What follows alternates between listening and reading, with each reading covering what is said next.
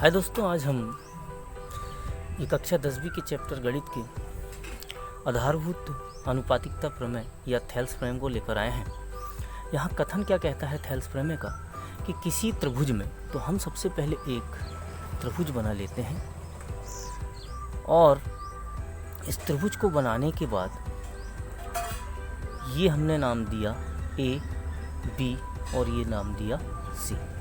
तो हम कथन देखते हैं कि किसी त्रिभुज में एक भुजा हम BC ले लेते हैं, इसके समांतर एक रेखा खींच देते हैं, ये अन्य दो भुजाओं को यानी AB और AC को DE पर प्रतिच्छेद करती है। तो हमने कथन बोला है कि किसी त्रिभुज में एक भुजा के समांतर खींची गई रेखा अन्य दो भुजाओं को समान अनुपात में विभाजित करती है। इसे स्टूडेंट्स हम प्रूफ करेंगे। तो प्रूफ करने के लिए हमको सबसे पहले लिखना होगा ज्ञात है। अब क्या ज्ञात है, तो हमको यहाँ पर देखना है कि किसी त्रिभुज में बोला है, तो हमको किसी त्रिभुज में बोला है तो हमने एक त्रिभुज बना दिए ABC। तो हम बोलेंगे त्रिभुज ABC में एक भुजा बोला है, तो एक भुजा हम क्या ले लेंगे, BC ले लेंगे। तो हमने लिखा एक भुजा BC के समांतर खींची गई रेखा, हमने इसे DE नाम दे दिया। तो ये लिखा हमने D, अन्य दो भुजाओं, अब वो भुजाएं कौन कौन सी है, ये है AB व AC को क्रमशः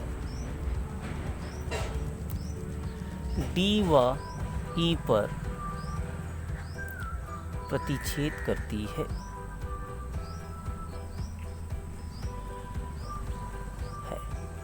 अब हमको लिखना पड़ेगा सिद्ध करना है। तो हमने लिख दिया सिद्ध करना है। अब क्या सिद्ध करना है, तो हमको यहाँ पर ये देखना है कि ये जो DE है वो AB और AC को समान अनुपात में, यानी AD बटे ये हो जाएगा DB और ये बराबर हो जाएगा AE बटे EC। अब स्टूडेंट्स, हमें रचना की आवश्यकता पड़ रही है। हम रचना क्यों कर रहे हैं उसका रीज़न हम आपको बता देते हैं। क्योंकि कि जब रचना हमको करनी होती है तो हमको चित्र कंप्लीट करना होता है। तो चित्र कंप्लीट करने के लिए हमको क्या करना पड़ेगा, सबसे पहले हम यहाँ पर देख लें कि हम सबसे पहले क्या कर रहे हैं, ये B से किसको मिला रहे हैं, E को मिला रहे हैं। फिर उसके बाद C से किसको मिला रहे हैं, D को मिला रहे हैं। तो हमको यहाँ पर लिखना पड़ेगा कि BE व CD को मिलाया। अब यहाँ पर देखें स्टूडेंट, जैसे ही हम मिलाते हैं तो हम यहाँ पर एक लम्ब डालते हैं और ये लम्ब आपका, इसका नाम दे दिया हमने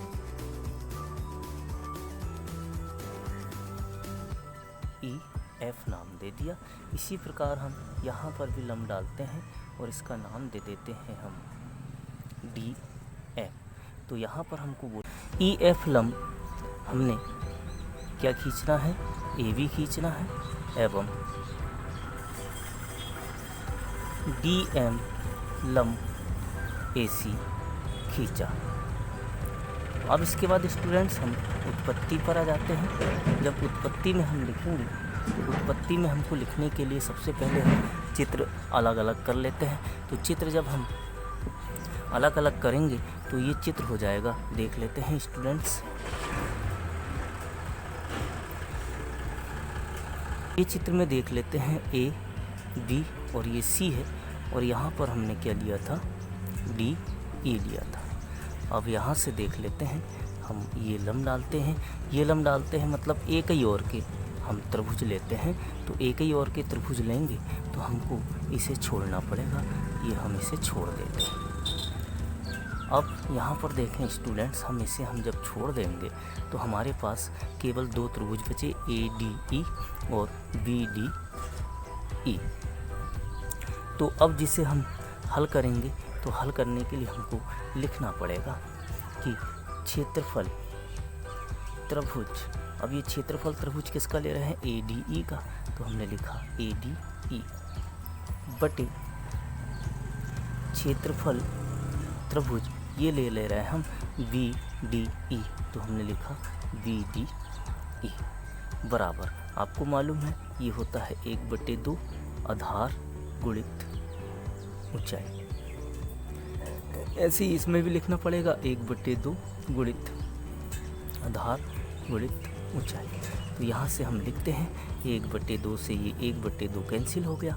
आधार, तो आधार अब यहाँ पर देख लेते हैं, जहाँ पर लंब होता है वही हमारा आधार होता है। तो यहाँ पर क्या हो गया, आधार हमारा AD, और गुणित ऊंचाई हमारी क्या हो जाएगी, जो लंब रहता है वही आपकी क्या हो जाती है, ऊंचाई। तो ये लिखे हमने EF। इसी प्रकार यहाँ पर देख लेते हैं कि DB आपका आधार हो जाएगा और ऊंचाई क्या हो जाएगी, EF ही होगी, और इससे ये कैंसिल हो गया। तो ये बचा आपका क्षेत्रफल त्रिभुज ADE बटे क्षेत्रफल त्रिभुज BDE,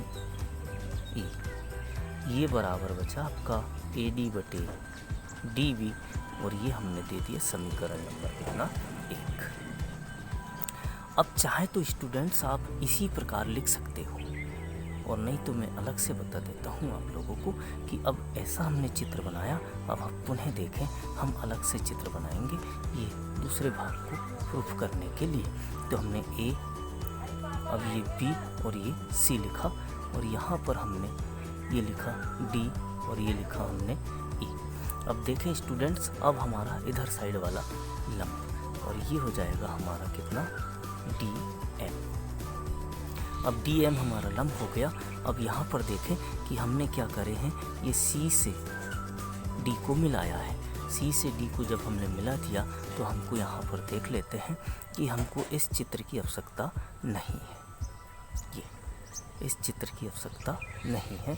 तो हम फिर से देख लेते हैं इस चित्र में। तो क्षेत्रफल त्रिभुज ADE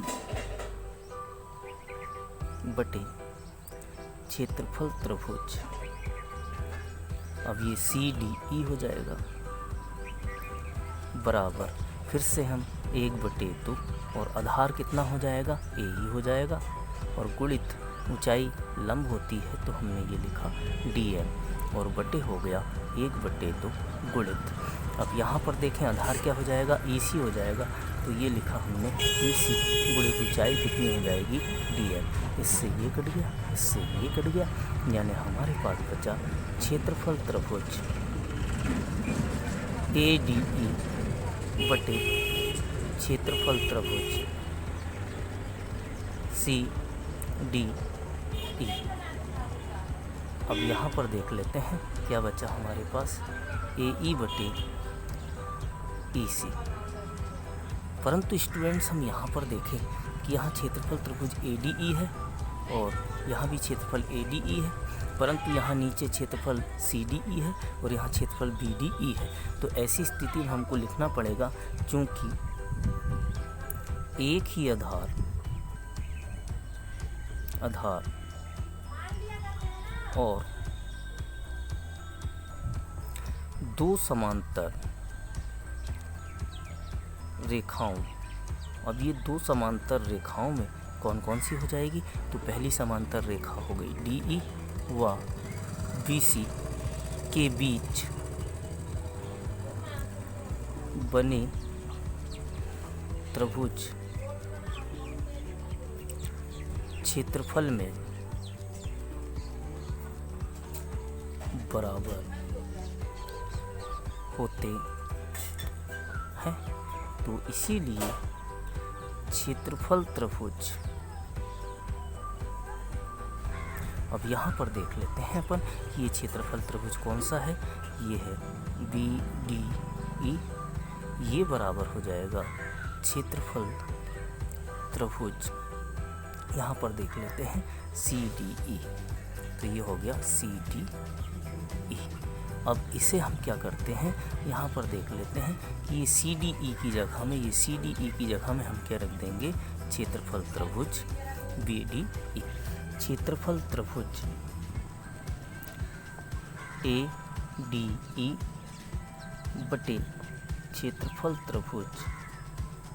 अब देखो जरा, हमने ये सी डी ई की जगह में बी डी ई रख दिया, तो इसकी जगह में हम रख देंगे बी डी ई, और ये बराबर हो जाएगा ए ई बटे ई सी। और ये हमारा समीकरण नंबर हम 2 दे देते हैं। अब समीकरण 1 व समीकरण 2 से ए डी बटे डी बी बराबर ए ई बटे ई सी, और यही हमको सिद्ध करना था।